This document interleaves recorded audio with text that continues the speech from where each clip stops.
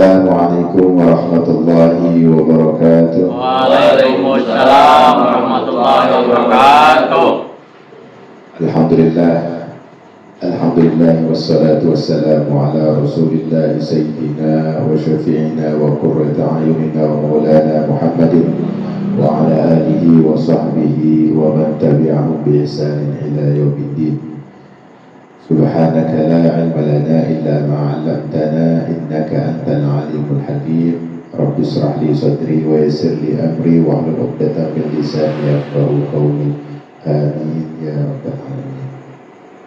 Syukur alhamdulillah, berkali-kali kita mengucapkan hamdalah kepada Allah Subhanahu wa taala karena kita masih diberikan kesempatan untuk memasuki jannah, ya, masuk taman-taman surganya, ya, masuk raudhah min riyadil jannah. Salah satunya adalah di majelis ilmu. Ya, kita bersyukur semoga dari langkah-langkah kita diterima oleh Allah Subhanahu wa taala. Dari niat istiqomahnya kita pengen tercatat ini menjadi amal soleh yang dapat memberikan syafaat kita kelak di yaumul hisab. Dari apa yang kita keluarkan, dari apa yang kita penatkan, dari apa yang kita korbankan, semoga dilipat gandakan oleh Allah Subhanahu wa taala. Amin amin ya rabbal alamin. Masuk ke pembahasan di kitab Adabul Insan. Ini masuk ke pasal ke-24. Insyaallah dalam 2 bab lagi kita akan menghabiskan atau menghatamkan kitab Adabul Insan. Pasal ke-24, adab menolong akan orang yang dapat kesusahan, terbakar, ini dapat musibah maksudnya. Bermula patut atas kita bahwa menolong sekalipun bukan tetangga atau bukan bangsa, sebab itu sekalian anak negeri yang ada di dalam suatu negeri, maka patut bertolong-tolongan satu sama lain. Maka sebagaimanapun kita suka ditolong, maka patut kita juga menolong. Maka dari itu, jikalau ada kebakaran di suatu tempat, maka segera kita datang menolong mematikan api dengan sedaya upaya. Juga wajib menolong memelihara segala barang. Jika tiada yang memeliharanya, maka jangan punya datang hanya buat menonton api saja.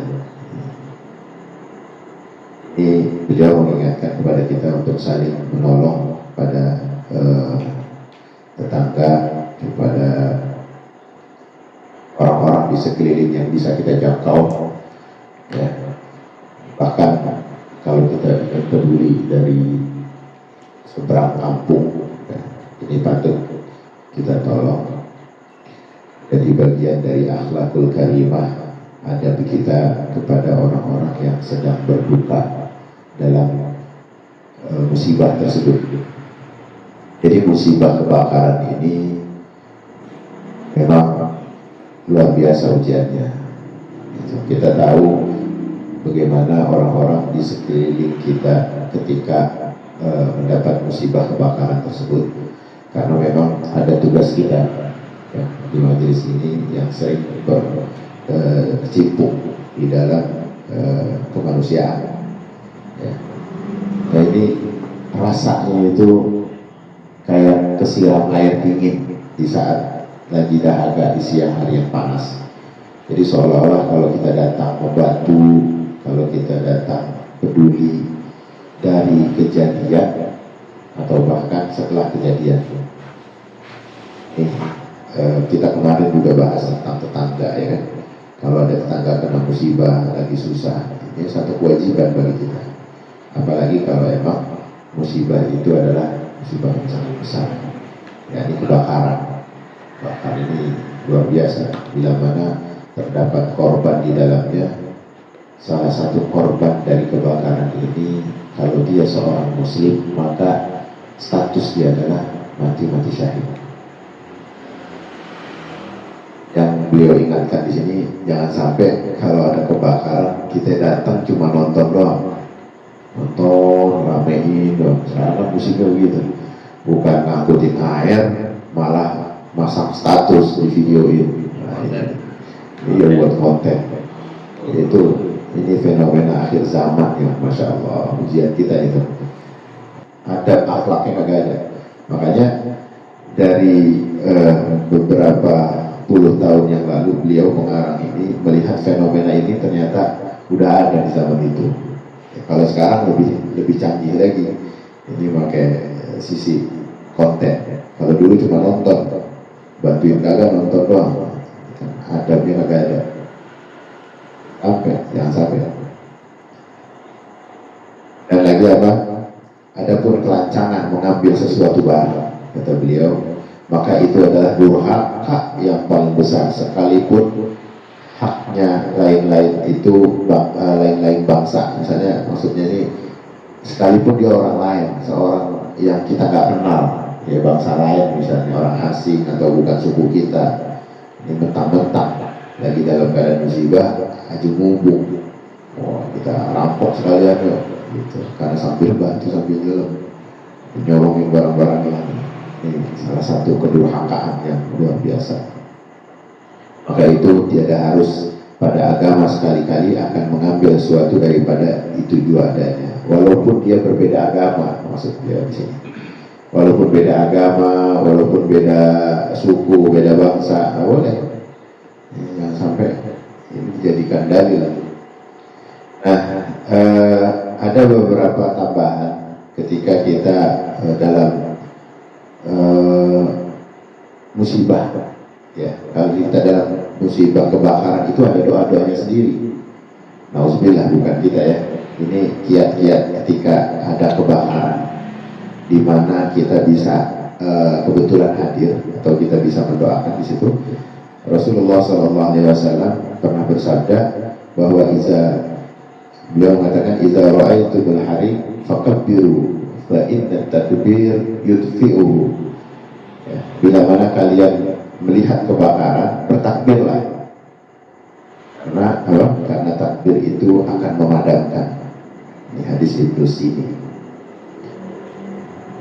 Jadi kita disuruh untuk bertakbir itu kalau ada angin kan kita disuruh azan, kalau ini disuruh takbir dengan niat kita dengan harapan bahwa takbir kita itu dapat memadamkan atau meringankan atau mengurangi itu efek daripada kebakaran. Mungkin ada yang nampak kelihatan api itu membara, tapi karena dengan takbir dan dengan niat kita tulus mengamalkan hadis yang kita tahu, maka insya Allah akan berdampak minim apa istilahnya, minim kerusakan.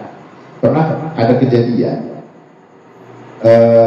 di kampung tetangga, waktu rumah itu kebakar, tetangganya takbir di sebelah, tetangganya takut kesambar, dia takbir, dia azan, dia apa aja dilakukan. Nah, ketika aneh kebetulan hadir, ya udah ada, bukan hadir mau bantuin itu, udah kebetulan padam tuh. Nah itu sebelah persis tembok, itu nggak kena apinya, nggak kena efek-efek negatifnya. Ya, biasanya kalau panasnya kebakaran itu kayak kita dioper, itu bisa melelehkan barang-barang yang ada di sekitar situ. Entah kenapa, entah bagaimana, itu bisa sampai teralihkan, gitu, pindah atau panasnya itu nggak menuju dia. Kayak kalau kita lagi misalnya bakar sate di samping kipas, besi yang di samping kipas itu kan kagak panas, karena emang benar-benar di samping persis angin. Ini bisa jadi dengan takbirnya itu seolah-olah Allah kirimkan angin, jadi adem aja tuh rumah, padahal di sebelahnya persis tembok. Rasulullah SAW juga pernah bersabda tentang statusnya orang yang kebakar itu adalah mati syahid. Qala Rasulullah SAW, fa inna Allah azza wa jalla qad awqa'a ajrahu alaihi ala qadri niyyah. Jadi Rasulullah sungguh telah memberikan pahala, ya, Allah telah memberikan pahala Rasulullah SAW kepada seseorang sesuai daripada kadar niatnya. Nah, ini kita kalau ada banyak niat yang baik, Ya, ini masuk daripada pahala dari niat itu sendiri, walaupun kita belum melakukan. Bagian dari innamal a'malu binniyat, sesungguhnya setiap amal ibadah itu tergantung daripada niatnya. Wa innama likulli imri'in ma nawa. Ini konteksnya sama. Sesungguhnya setiap hamba itu akan bersama perhitungan niatnya. Bersama itu mengiringi. Jadi kita waktu lagi meninggal atau lagi dalam beramal, niat itu mengiringi. Walaupun apa? Walaupun belum melakukan. Ini salah satu fadilah keutamaan daripada niat. Kita mati nih, niatnya sih udah serius banget pengen haji. Itu bakal bersama dengan amal niat itu. Banyakin dah, makanya banyakin niat yang baik-baik. Supaya apa? Supaya dalam hadis ini mengatakan, sungguh Allah telah memberikan pahala kepada seseorang itu sesuai daripada niatnya. Apa yang kalian tahu tentang orang yang gugur mati syahid? Ya. Jadi katakan, wa ma ta'udun syahadah qalu al-qatlu fi sabilillah azza wa jalla. Qala Rasulullah sallallahu alaihi wasallam, asy-syahadatu sab'un siwa al-qatl fi sabilillah azza wa jalla.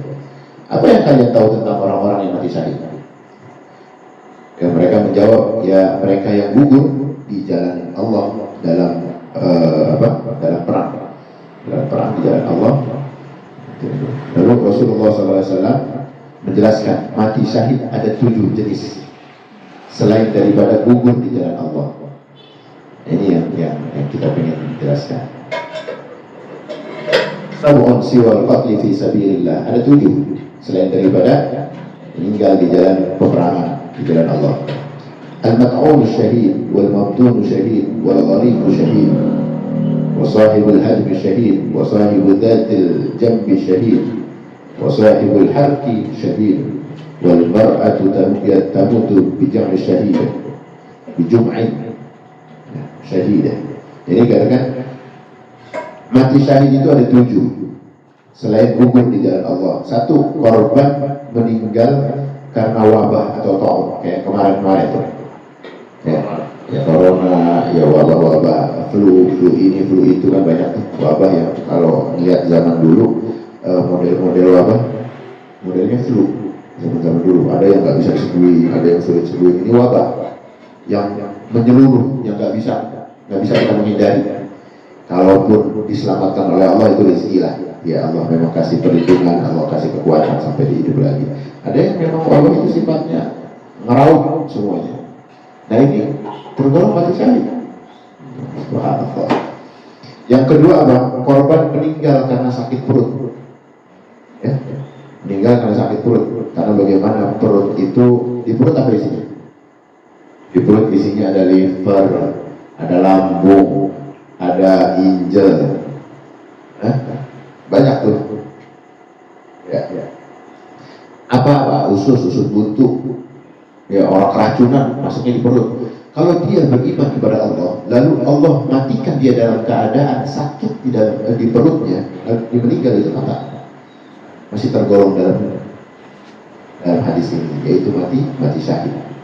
Itu luar biasa.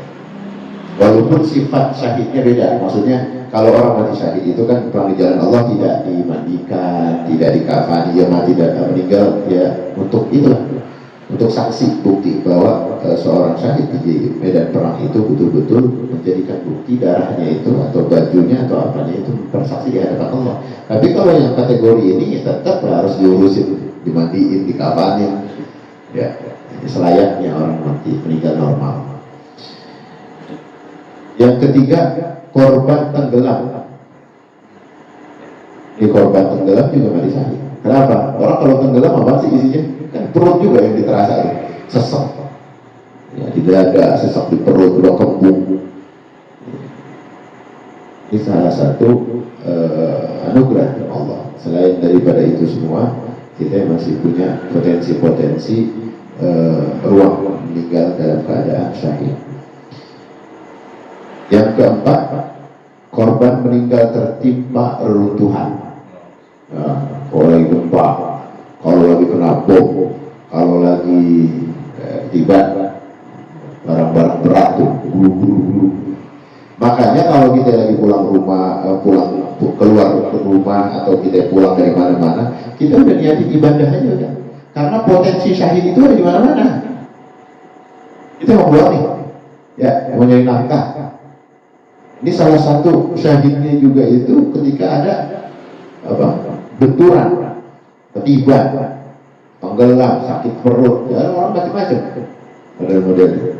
Nah ini kalau kita kuatkan niat kita tadi, di hadis yang awal bahwa kita bergerak keluar, masuk, pergi dan pulang karena Allah, nah itu potensi mati syahidnya banyak. Kita betul-betul dihibur oleh Rasulullah SAW daripada sabda beliau. Ya. Yang kelima tadi adalah yang keempat korban tertimpa reruntuhan. Yang kelima korban meninggal karena radang selaput dada.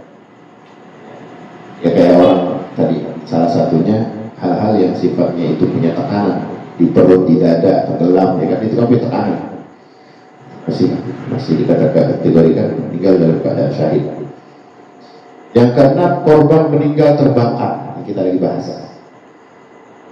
Terbakar itu luar biasa sakitnya, masya Allah. Kita pernah kesundut ya, sampai melenting bekasnya itu hilangnya lama. Apalagi yang udah pernah kena alpot itu melentingnya lama banget. Gilirannya pecah juga masih bunyinya. Ini luar biasa sakitnya. Kalau sampai meninggal, Allah tetapkan dalam keadaan syahid insyaallah. Ini jika kita berangkat perginya sampai kita merenggut nyawa dalam keadaan beriman, ya, walaupun meninggalnya dalam keadaan yang kita sebutkan tadi, ya Allah kategorikan dalam keadaan syahid.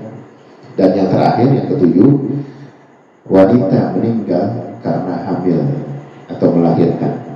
Itu potensi syahid yang disebutkan oleh Rasulullah SAW. Ya, ini bagian juga dari nikmatnya kita beragama, nikmatnya kita bertauhid, ya, menjaga iman Islam kita, itu nikmat. Makanya setiap kali kita lagi hadir sholat, lagi hadir Jumatan, lagi hadir majlis, alhamdulillah Allah masih tetapkan iman Islam kita. Itu kan kalimat yang sering banget kita dengar. Jangan pikir itu nggak ada kesannya, enggak. Emang betul-betul bagian dari nikmat syukur itu ya iman Islam kita masih melekat dimanapun kita berada. Habis dari pengajian besok keluar ketemu hal-hal yang sifatnya syirik, itu bisa mengalihkan akidah kita. Ini ujian dulu buat kita. Oke, jangan remehin hal-hal yang sifatnya itu rutinitas dalam ucapan sampai dia menetap di dalam kalbu kita. Bahwa syukur itu harus kita selalu sebutkan, kita harus selalu lantunkan. Alhamdulillah wa syukurillah ala ni'matil Islam, ya kan? Wa ala ni'matil iman. Syukur alhamdulillah atas nikmatnya Islam, atas nikmatnya iman. Orang Islam apa sih? Islam itu artinya yastaslim, kata lain dari menyerahkan diri kita kepada Allah. Kita menyerahkan diri, pasrahkan diri. Jika kita menetapkan itu menjadi latah, ya, kalau menjadi pondasi jiwa, maka meninggal dalam keadaan apapun potensi syahid kita banyak. Sakit perut, dada, sesak, selaput-selaput yang tadi dibilang kan sebetulnya jantung gitu. Ya, di jantung apa isinya? Selaput. Ini anugerah dari Allah Subhanahu wa Ta'ala daripada bagaimana kita bisa menikmati ilmu itu dengan sentuhan iman dan Islam. Jadi kita bersyukur, ya Allah, alhamdulillah Kau telah jadikan diri ini tergolong orang-orang yang Engkau lindungi dalam hidayah. Kita bersyukur. Kita bersyukur aja harus disyukuri. Sering kita bahas itu. Bersyukurnya kita bagian dari nikmat yang Allah berikan. Ada orang-orang yang iman Islam tapi nggak dikasih kesempatan bersyukur, dianggap ya ini udah sunnatullahnya lah. Mana-mana juga ngomong Islam, kita juga tahu. Ada yang begitu. Dia nggak tahu bisa mati dalam keadaan kufur. Dia nggak tahu bisa keluar dalam keadaan kufur. Ya. Kalau ngomong aja kadang-kadang ke detailan, detail seorang ulama. dengan ucapan yang kadangkala itu bisa merontokkan nilai akidah. Apa tuh? Ucapan aja. Pak dari mana? Dari sini. Ngapain? Beli obat. Alhamdulillah sembuh nih minum obat ini. Oh berobat? Iya. Oh, dokter bagus loh. Gini. Dia lupa sama Allah. Ya alhamdulillah ini cuma sekedar basa-basi doang. Dia lupa bahwa semua ini atas anugerah Allah. Ya, makanya kudu ditetapin. Adanya ketetapan itu ya dengan seringnya kita hadir dalam majlis, seringnya kita hadir dalam Jumatan, seringnya kita hadir dalam setiap langkah sholat kita. Hadirkan diri kita supaya apa? Supaya ketetapan iman Islam kita itu tidak tergugah dari hal-hal racun-racun ucapan yang tanpa kita sadari. Itu detail itu. Oh ini bagus banget nih. Lupa kalau itu bagus karena Allah. Lupa kalau itu cakep karena Allah. Lupa kalau itu ada penciptanya. Ya, lu dari mana? Lu dari ini, gua kerjain maksudnya. Kalau gua nggak kerjain itu nggak beres itu. Ya, gua kerjaan gue itu. Coba. Ada yang, ya kalau ulama yang memandang kedetailan itu bilang apa? Hati-hati itu. Ucapan itu dapat menjerumuskan kepada nilai kekufuran. Kalau nggak karena gua, siapa yang lu? Kan gitu.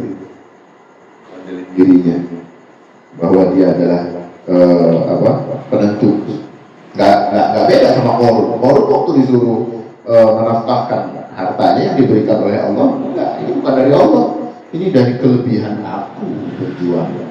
Ini dari kebolehannya aku mencari, yaitu kufur nikmat, kufur akidah. Nauzubillah min dzalik. Jangan sampai menggerogoti nilai-nilai Islam iman kita. Jadi kita minta berdoa, kita selalu minta perlindungan sama Allah. Makanya inna salati wa nusuki wa mahyaya wa mamati. Gak bosan-bosan setiap 5 waktu. Datang majlis, datang Jumatan, datang kerjaan, ya, tugas apapun itu niatkan karena Allah. Karena potensi kita mau meninggal dalam keadaan apapun kita nggak tahu. Ya, kayak tadi kan kita nggak tahu. Ya kita mesti pengen dalam keadaan syahid ya. Makanya kita disuruh tetapin hati kita dengan sholat kita, dengan ilmu kita.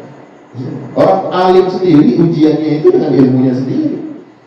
Apalagi santri, apalagi jamaah yang disodorin seragam aja udah goyang imannya. Seragam nih bu, pak, seragam nih bang, seragam kita nih kalau ke majelis gitu. Tapi kudu gini ya, kudu begitu ya. Dirayu-rayu untuk milih ini, milih itu ya. Goyang udah mulai. Yang kita bahas sekarang lupa sejenak.